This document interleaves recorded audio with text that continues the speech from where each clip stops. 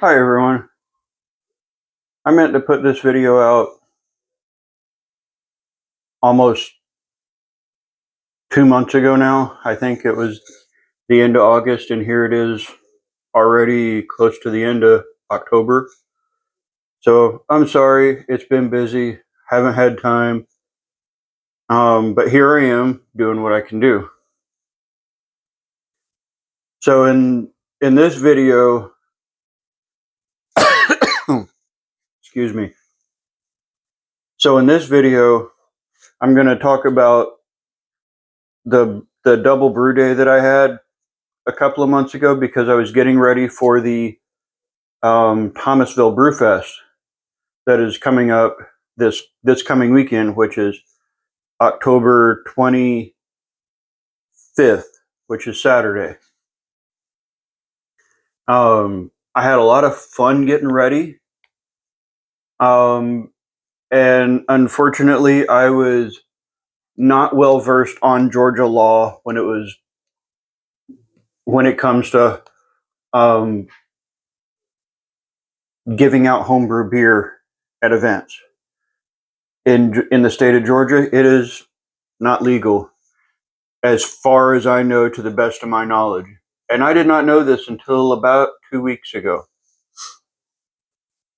So I brewed all this beer. I made an Oktoberfest.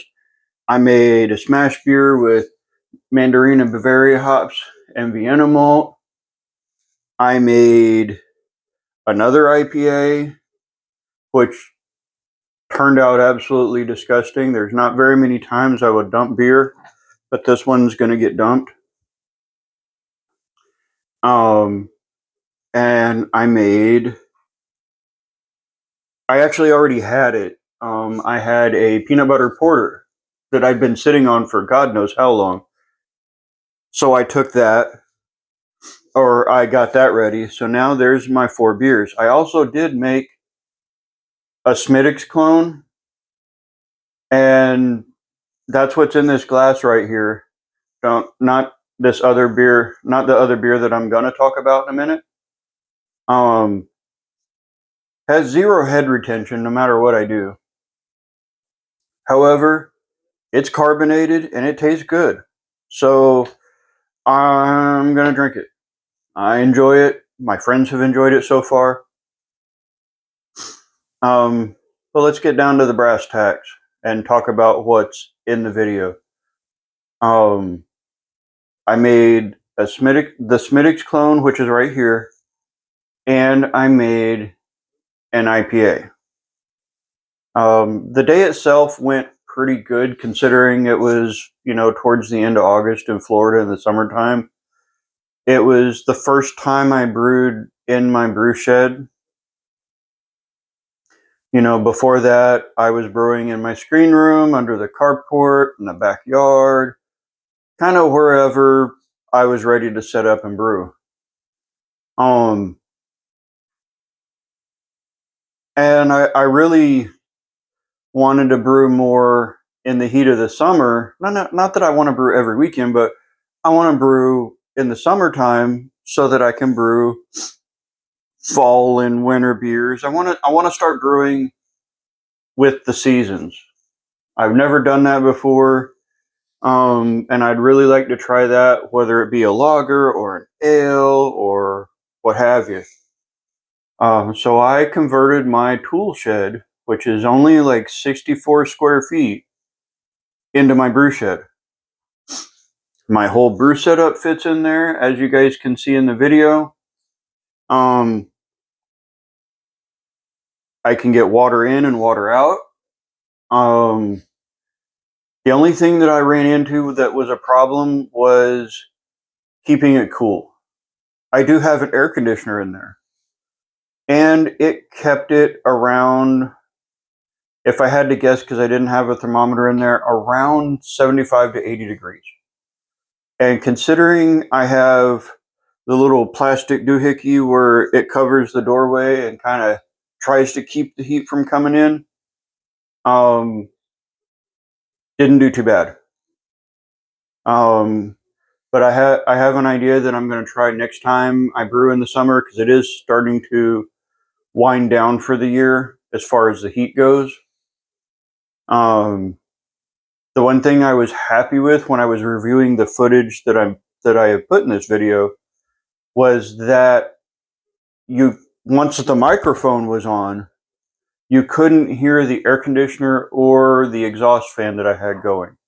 I had an exhaust fan and an air conditioner going the entire time. And once I got my mic turned on, everything was fine. So the first part of the audio is going to be kind of crappy, and there's not much I can do about that. So I apologize ahead of time.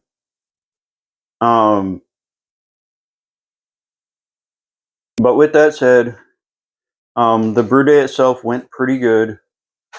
But once I found out I couldn't pour brew in Thomasville or in the state of Georgia as a whole, this is not bashing the state of Georgia because the people of Georgia are awesome. Some of the laws that pertain to alcohol maybe need a little work, but we can fix that. So I have all this beer I need to pour, and yes, I will drink it. You know, I've got 20 gallons of beer. That's awesome. I'm not going to drink all this stuff by myself, and my friends don't come over as often as I'd like. So I went to a different event that was this past weekend in Hudson, Florida, called Brewtoberfest. It's run down at Craft Life Brewing. Tim Foley, he's a good dude. Bust his balls to make sure the event went well, and in my opinion, I think it did. He had a DJ this year that DJ'd music that may not have been my style of music, but it was a well done show. So next year, I would assume that it's going to be around the same time of year as it is every year, because I don't get to go every year.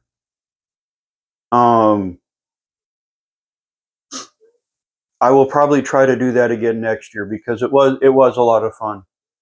And on my Facebook page for what is now known as Nature's Niche Brewing Company, there is a picture of my setup ready to pour. So you guys can see what I use. I can do more video on that if anybody asks about it. Until then, I probably won't. So that's about it, guys. Right now I'm drinking my brown ale that I brewed on the first part of the double brew day. And I was going to talk about another beer that I poured first, but it was my last one from my trip to Oklahoma this summer. And it was still really good. And I wish I could get it here, and I can't. It's called the Grand Sport Porter by Coop Ale Works in Oklahoma City. I had a death in the family this summer, so I went to Oklahoma, and my brain not thinking about things all the way through. My family had to go back to work after the funeral, and I still have like 5 days before I have to go home. So I did what came naturally, and I went beer hunting. I also did some other, things that I don't normally get to do because this time I was by myself and there was nobody to tell me no. I got to go to the gun museum in Claremore. I went and did a bunch of geocaching. I found a lot that week. In a big rented truck that I certainly did not need, but I wasn't going to complain because it was a free upgrade. The Grand Sport Porter from Coop Ale Works is a Baltic porter that comes in. It only comes in at like 6%, but it's a Baltic porter, so it can be. I guess it's up to the interpreter. person interpreting that. It doesn't really taste like a Baltic porter to me, but it is a well done porter. So I wish I could get more of this, and I'm sorry that I'm not able to because I live in Florida.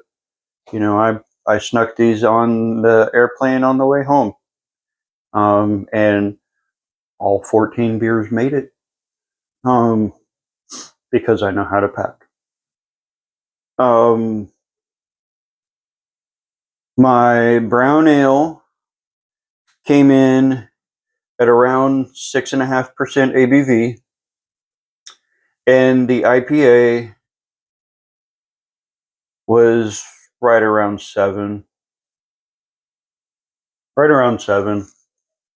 Um, but that's about it. That's all I can think of. I was trying to think if there's anything else I need to say. So I'm gonna stop right here. Wish you guys a good rest of the year if I don't get another video out in between now and then. However, I do have plans to take video and have been approved to take video at the Thomasville Brew Festival. The one thing I get to do this year that I haven't done on this large of a scale yet is I get to help judge the beer. I have no idea what style I'm going to judge. I kind of hope it's not sour beers, although I do like sour beers. Judging them, I think, is difficult, and that is not something I'm good at, is judging sour beers, because once I drink a couple of them, they all seem to taste the same to me. Which is not a fault of the brewer. It's just, that's my palate. My palate, the first couple of sours are the only ones I'm really going to taste anything on, and then all the rest are going to taste the same. So it's, like I said, it's not a fault of the brewer. It's just my palate. So I don't like to judge those, but I will if they ask me to. So I'm excited about that. I haven't gotten to do that on a large scale yet. And I will have video from that. I have been allowed to record and publish video from that. I will ask about judging video during judging. If they allow it, then cool. If not, then, you know, I'll do my best to talk about my experience. It is going to be a whole lot of fun, and I get to go unsupervised, meaning I will be by myself, which is cool and weird at the same time. My wife and I had plans to go for literal months at this point, and her schedule changed, unfortunately. So now I'm going by myself. That's about it. So enjoy the rest of the video, and I will talk to you guys as soon as I can.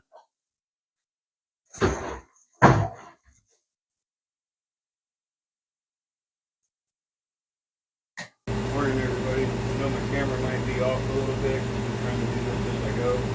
But today I'm doing a double brew day where I'm doing a Smittix clone first,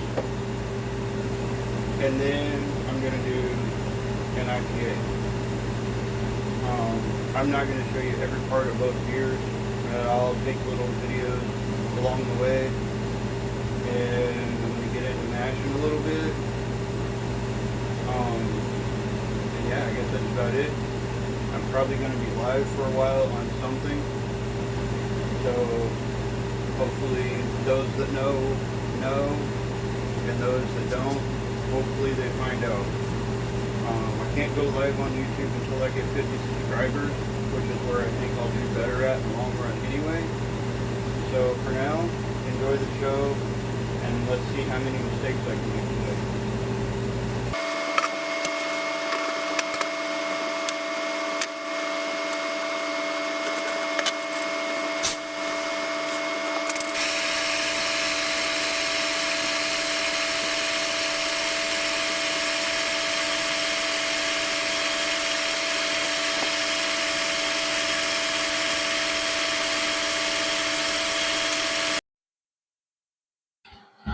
Alright, I hope you guys can hear me now.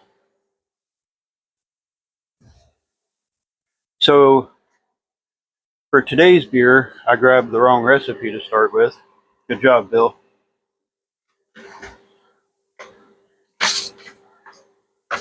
Okay, I finally got it right. So, my Smittix clone, I kind of changed it a little bit because I didn't realize that I didn't have enough malt base malt that I wanted to use. I'm like 3 pounds short, and I didn't, I have basically a whole bag of Pilsner malt. So I use 7.5 pounds of Maris Otter, because normally I use Maris Otter in this, or I've used it before.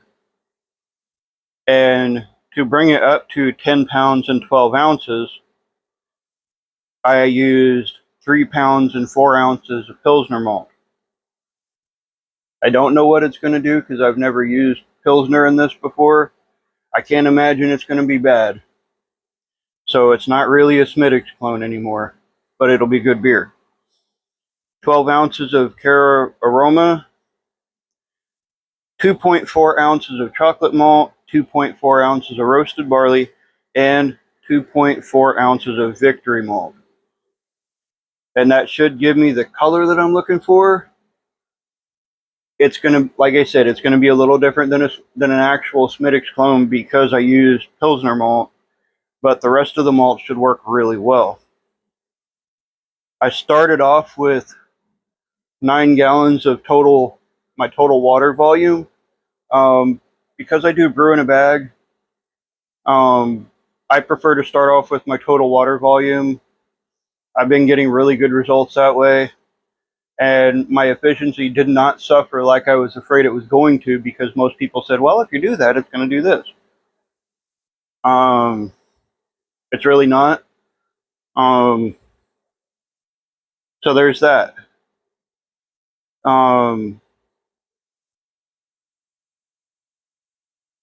And for the hops, it gets 1 hop addition at the beginning. It's 1.25 ounces of Fuggles at 60 minutes. That's the only hop addition for the beer. And even though you won't really see it much, I'm going to use a Warflock tab at 15 minutes. And it's really just to help clean it up more than for visual references. And this should wind up being about a 6.5% beer, according to my redneck calculations. So I'm going to get to it, get mashed in. I am right at mash temperature right now, so we'll see how it goes.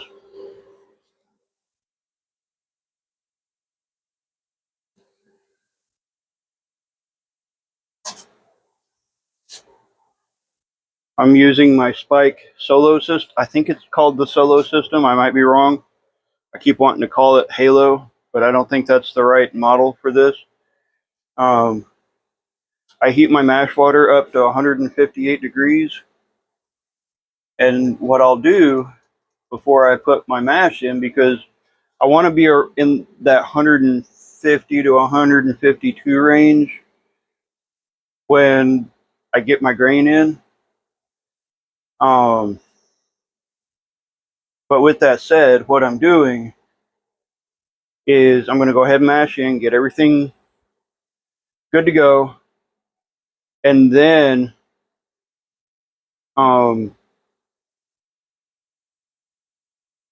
I get what I get, and I don't throw a fit. So here we go.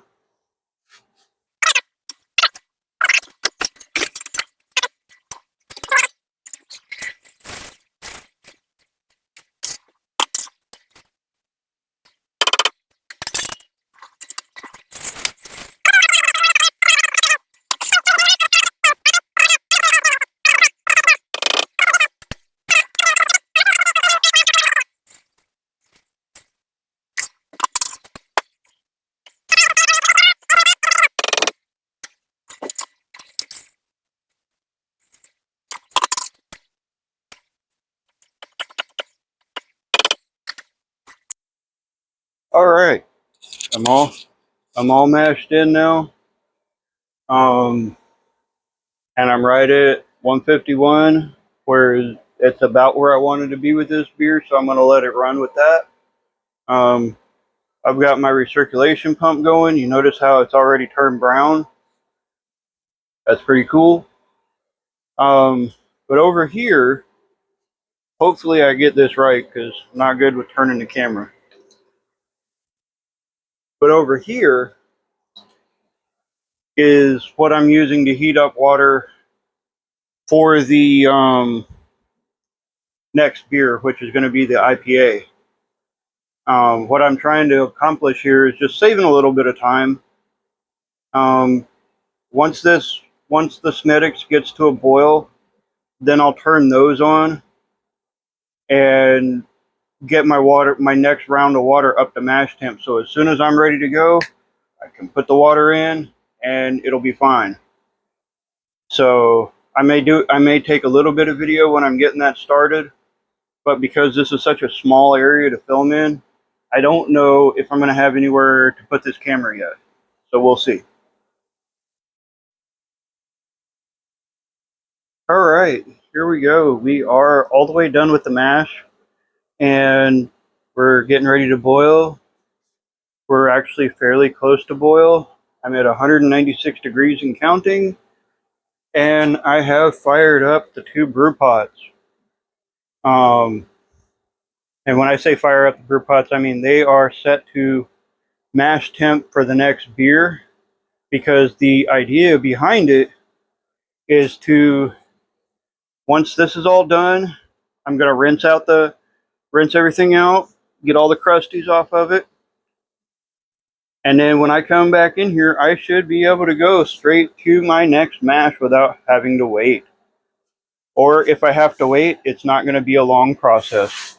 And that's the whole point of this behind the double brew day. I'm using my old Brewer's Edge mashing boil that I got from a very dear friend that has now since left us. I have it set to 162. I don't know how easy that is to see. And then up here, instead of using the strike water sparge water heater according to Brewer's Edge, instead of using the element on that, I'm using a sous vide cooker because it'll get me plenty hot enough, and it has a small impeller on it that circulates the water. So best of luck on this. Hopefully it works. It's probably going to take it a while before it starts to heat. Where are we at right now? 78.7. That's a little not moving very much. So what I'm going to do here, I'm going to go ahead and turn that on, except I'm not plugged in. So if this doesn't start to heat up soon, or start heating up soon, what I'm going to do is I'm going to go ahead and disconnect this and then just turn this on and run it. Because even if it's hot, it won't be too hot. It's just hotter than I wanted to use. So there we go. On to the next step. Alright guys, well, I'm done with the first boil and I'm getting everything chilled down, and I'm a good portion of the way there, and I'm on house water right now, and 83 degrees is about as good as I'm going to do in the state of Florida with house water on it. In the summer, into August, it's still hot here. It's hot 12 months out of the year here. So I will try to let you guys know what my final volume is, but I know it's a little lower than I expected because I had some issues that I'll try to remember to talk about when I make the end of this video. So instead of about 6 to 6.5 gallons after the boil. I'm down to about 5.5 to 6. So I'm a little shy of what I needed. So it's going to be a little stronger, which is fine. But that's where I'm at. I have a little hole right there.